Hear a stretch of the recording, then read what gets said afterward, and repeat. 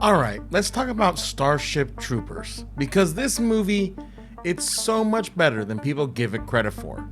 And I'm not saying that because it's full of giant space bugs and over-the-top action and one-liners that sound like they're ripped straight out of the cheesiest 80s movies ever. I'm saying that because Starship Troopers is one of those rare movies that is fun, ridiculous, violent as hell, kinda dumb on the surface, but also secretly kinda genius. And the fact that it flopped when it first came out and is now considered a cult classic makes it even better. It's the kind of movie that snuck into our hearts through cable TV marathons and late night rentals. Why I love this movie, and why, if you haven't seen it in a while, you really need to go back and rewatch it. Every school kid knows that arachnids are dangerous.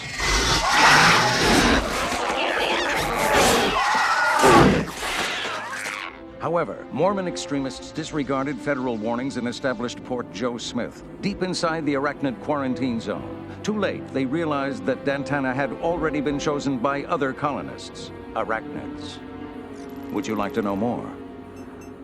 Let's get this out of the way first. Starship Troopers is really fun. I'm talking explosions, space marines, bug gore, cheesy romance, shower scenes, propaganda ads. The movie throws everything at you with zero shame, and I love it for that. It's campy in the best way possible. Like, you get this bright, clean-cut cast who all look like they stepped off the set of a soap opera. Casper Van Dyne, Denise Richards, Dina Meyer, Neil Patrick Harris, like the most aggressively attractive people ever assembled for a sci-fi war movie, but that's on purpose. That's part of the bit. The whole movie is styled like a 1950s propaganda film cranked up to 11, and if you miss that tone, you might think that this is just a dumb, gung-ho action flick. But it's not. Director Paul Verhoeven knew exactly what he was doing. The man literally grew up in Nazi-occupied Netherlands. He knows what fascist imagery looks like. This is satire. This is robust, in-your-face, waving the flag so hard, it's a red flag satire. And that's why it's perfect. So none of the characters of Starship Troopers are exactly deep. Rico is your standard military meathead with the heart of gold. Carmen is the hotshot pilot who maybe loves her career more than she loves her boyfriend. Carl's the creepy psychic in a black coat who ends up looking like a space Gestapo officer. But again, that is the point. They're propaganda characters. They're walking cliches meant to look like perfect citizens of this ultra-militarized dystopian future. They don't have to be deep because the system they live in doesn't allow them to be. All that matters is duty, service, winning, loyalty, and bug kills. Would you like to know more? Young people from all over the globe are joining up to fight for the future. I'm doing my part. I'm doing my part. I'm doing my part. I'm doing my part too. They're doing their part. Are you? Join the mobile infantry and save the world. Service guarantees citizenship. And that's not just a fun catchphrase. It's the movie talking directly to us while flashing us fascist war footage edited like a Super Bowl ad.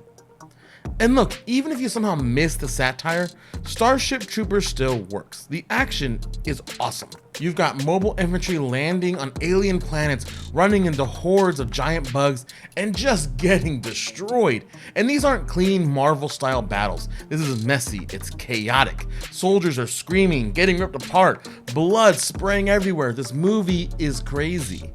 And the effects, honestly, for '97, they still hold up. The bugs look great. The mix of practical effects and CGI is super effective. And the fact that they don't overcomplicate things visually helps a lot. Also, it has one of the best training accidents goes horribly wrong type of scenes ever to put to film.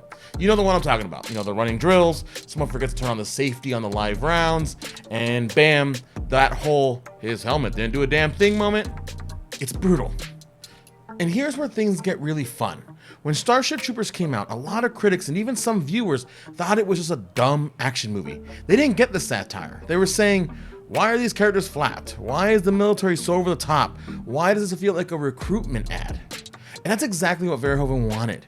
He was holding a mirror to fascism and yelling, look at this insane thing.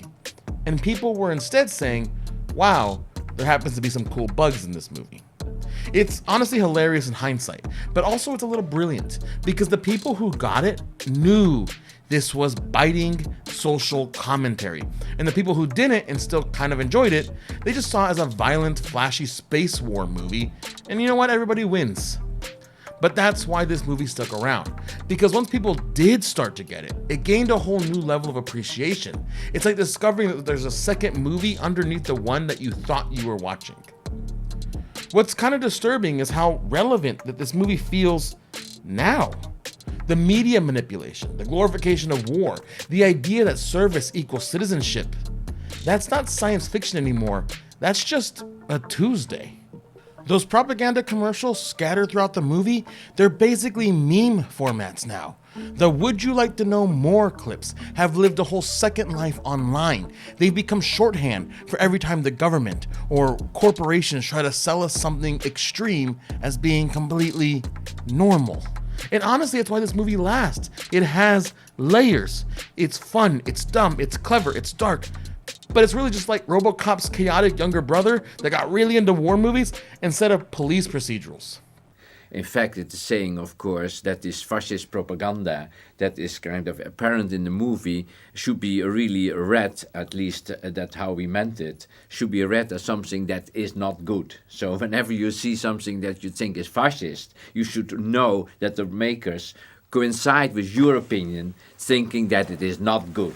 That is not a good statement, and this is not good politics. And if you see a black uniform, you should also know bad, bad, bad. You know, it's very simple. You should not read it differently than that. We all agree with that. It's bad. If you see Carl later in a black uniform, and when he makes certain statements, and we'll come back to that later, then you know that it's about bad. So yeah, look at Starship Troopers. It's not just some cult B movie with great bug gore and cheesy acting. It's a razor sharp satire wearing a dumb action movie costume. And I love it for that. I love that it can be watched on multiple levels. I love that the action still holds strong. I love that the characters are cheesy on purpose. I love that the world building is subtly terrifying. And I love that Paul Verhoeven took a really challenging book to adapt. And while he didn't do it perfectly, he did an exceptional job of adapting that message that the book was trying to portray, which sadly seems to have been lost in all the sequels to Starship Troopers. The animated series came out in '99 called Roughnecks, which completely omitted any mention of politics. And the sequel films don't really seem to care about commentary anymore. Although there is a new reboot happening being directed by Neil Blomkamp. So let's see how that goes, because I think the guy who made District 9 could do a really good commentary on Starship Troopers. Now, if you haven't watched Starship Troopers in a while, seriously, go and do it. Watch it as a fun sci-fi action movie and as a biting commentary on nationalism and militarism, because it's both. And not a lot of movies can say that. But let me know in the comments, what are some of your favorite moments from Starship Troopers? And as always, like and subscribe for more deep dives into the movies that we love. Oh, and also, long live Dizzy. Would you like to know more?